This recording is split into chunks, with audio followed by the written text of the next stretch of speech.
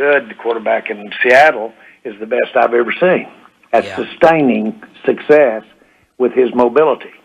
Yeah. But he sure is good at it. And he sure has gotten, if you notice him, boy, he just does not get hit with a lot of impact. Yeah. And so Dak can do that. Dak will do that. And he can evolve to where he just will take less and less hits. He has to, or we won't have him to play.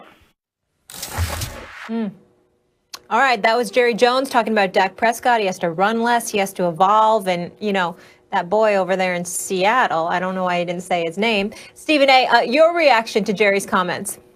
I'm disgusted. And I'm going to be very serious here because obviously when I hate on the Cowboys, it's because of their fans. It's not because of the organization. I happen to be very, very fond of Jerry Jones, to be honest with you. But I got to tell you this. I've got enough on my plate. I've got enough on my schedule.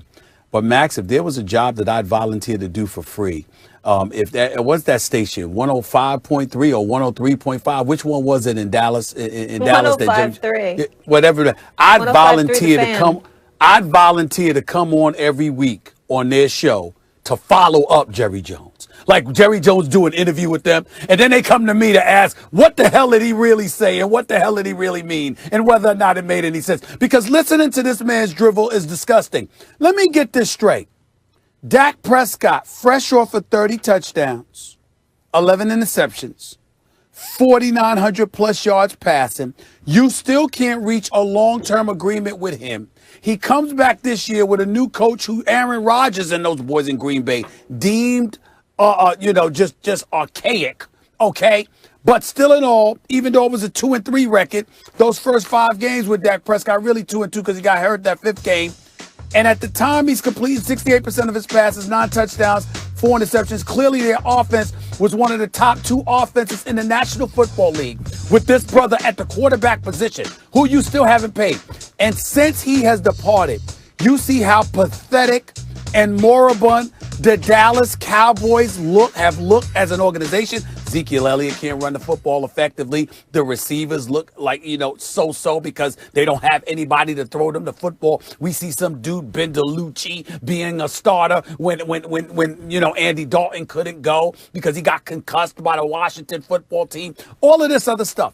And you're going to point to what Dak Prescott needs to be doing better, knowing that he's rehabbing, he's ahead of schedule, and trying to work his behind back just to make your franchise look just decently respectable? Are you kidding me?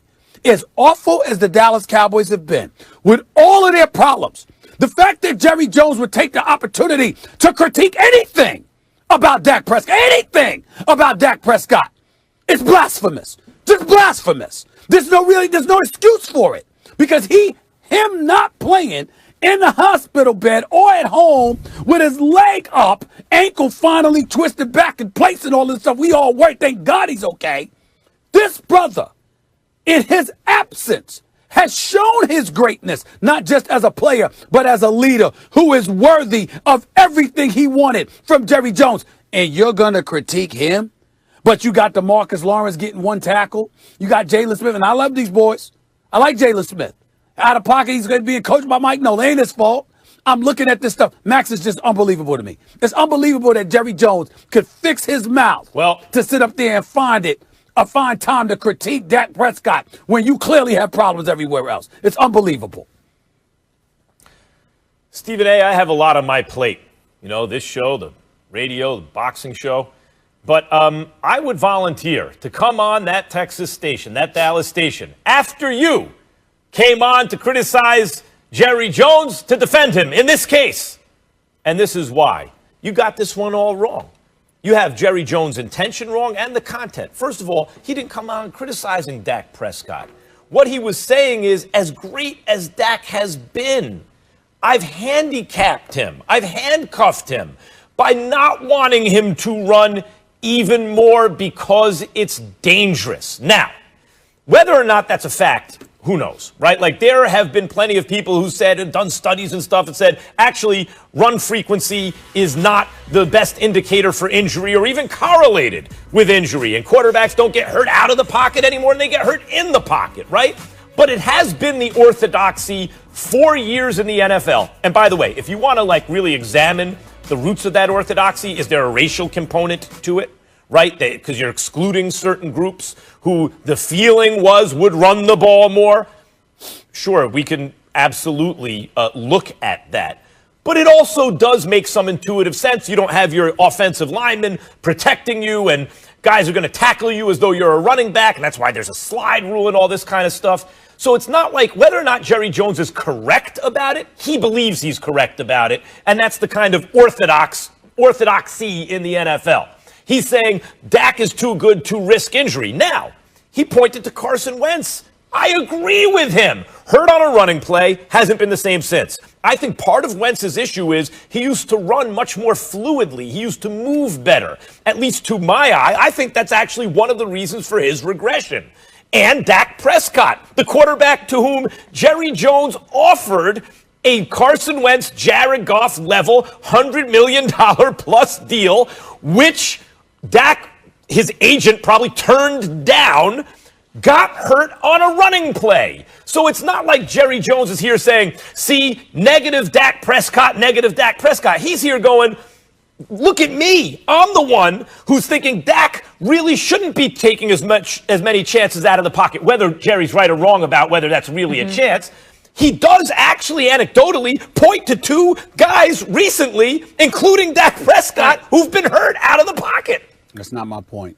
Excuse me, guys. Stephen A., I want to hear you respond, obviously, of course. Let's take a quick commercial break, and we will come back to this. And also coming up on First Take, is today's Stevens A-list day? Because that's what I'm hearing.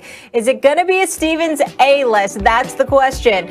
So 2 of your top 5 teams lost to NFC least opponents. So how far do the Steelers, your Steelers, and the Seahawks tumble?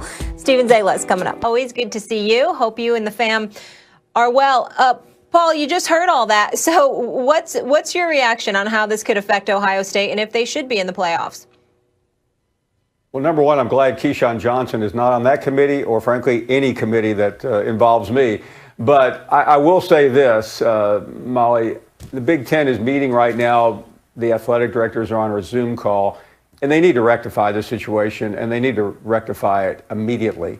This has been a league that has done almost everything haphazardly since August when they shut down, then they came back in mid-September, and they made up the rules as they went along. So that's why I don't think this should be complicated. What I think they should do, though, to avoid any criticism from elsewhere, is to find Ohio State a game this weekend. It's not that complicated. Remember, the Big Ten championship game is next week. They'll play Northwestern, and it's not really a game that is pitting two of the great titans in college football. Northwestern has had a really good season, but they're not in the national championship race.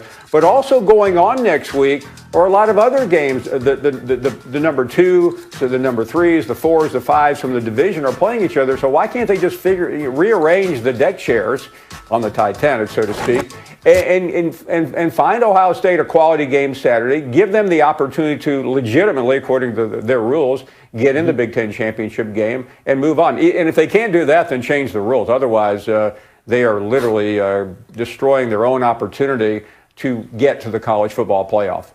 Paul Feinbaum, always a pleasure to talk to you, buddy. Happy holidays, by the way. I want to make this statement before I ask you this question. I mean, I think a legitimate argument could be made. Max and I have joked about, some of the dumb things that we've witnessed. The Atlanta Falcons was my choice, acting like an onside kick was a punt against the Dallas Cowboys. He picked what transpired the other day. I forgot what it was about, Max Kellerman, but I mean, that was the Jets. I'm sorry, the Jets. Absolutely. With Greg Williams in that call. But the Big Ten is right up there as some of that appears to be some of the dumbest people, because first of all, you prematurely canceled the season. If you hadn't done that, Paul, we wouldn't be having a discussion about Ohio State's 6th game. if you hadn't prematurely made that decision. So because of that, I put this on them. And because it's on them, that's why I'm a bit flexible about Ohio State being at 5-0, trying to get that 6th game, because needing 6 games to be eligible for the Big Ten title game is something that the Big Ten came up with as they went along. And it's not Ohio State's fault. It's not them that tested positive for COVID-19. It was Michigan, who probably uses it as an excuse to get out of the game the way they've looked this year. Having said all of that, here's my question. Damn it, they're number 4. Texas A&M is number 5. I know it's SEC, Big Ten, different COVID-19 protocols, but damn it, they home because their game has been canceled against Ole Miss. They ready. Ohio State's ready. How come we can't make that happen as a playing game? Yeah, I mean, I'd have to quote you Big Ten policy and SEC policy, which, by the way, they made up before this season. Stephen A., that would be the best. That would be the best game of the weekend. It'd be one of the best games of the year. And this is not a particularly good weekend. I mean, the biggest game is Ohio State, Michigan. That's gone. Networks pay a lot of money to get the rights to broadcast that game because it brings in millions of viewers, more than any other game of the year. But the protocols aren't the issue. It's not like the Big Ten protocol and the SEC's protocols are all that different. It's just stubbornness. And I think they should have figured out a way to do it. We saw last week with Coastal Carolina and BYU. You can play a game on 3 days' notice. I understood the Big Ten early on. Remember when Nebraska wanted to play Chattanooga or somebody, and the Big Ten said no? At the time, it seemed like the wrong protocol. But now it just seems like it makes too much sense. It's not going to happen, by the way. You already know that. But it's a legitimate debate, and I think it would be great for college football. But one thing you know, Stephen A., because we've been having these conversations a long time, the mentality in college football is as antediluvian as you can get. I mean, it surpasses even the NFL, which is very stodgy in protecting the shield. But in college football, they do not change, even during a season that everything has been turned upside down. Well, I agree with one thing Stephen A. just said wholeheartedly, and I disagree with another. First of all, the canceling of the season prematurely. Guys, the fact of the matter is we're getting to the end of college football season because the tolerance for dead Americans in our country is far, far greater than I ever thought it would be because of, I think, frankly, poor leadership at the highest levels of our government. And that affected everybody. We're talking about 300,000 now, right? Dead Americans, something like that. And that's okay, right? And everyone keeps playing. And the issue is not just the player safety, it's the spread of the virus, which simply wasn't contained. We're an embarrassment worldwide in terms of that. And so that's one of the reasons the context has changed, right? Since that threshold is higher than any sane, reasonable person would have thought it would be, yeah, you can get to the end of a college football season. And why did they cancel in the beginning? I understand why they did. Nevertheless, I totally agree with Stephen A. about Ohio State and Texas A&M. That's going to be the best game of the weekend. Ohio State, Michigan wasn't going to be any good anyway. It would make everything better and solve the problem. Of course, that's what they should do. But here's my question to you, Paul. Let's say they don't, right? Since they make up the rules anyway, here's the least of the best options. Ohio State plays 5 games and they're in the playoff. Like, what's wrong with that, really? If you're not going to schedule another game, just change the rules. 5 games you can be in the playoff. Play for the conference championship. Yeah, I totally agree, Max, and I think they'll get in because I mean we saw last night the committee put them number 4. If they weren't impressed with Ohio State's resume at this point, and there's only one more weekend after this before the next weekend's the final weekend, then they wouldn't be number 4.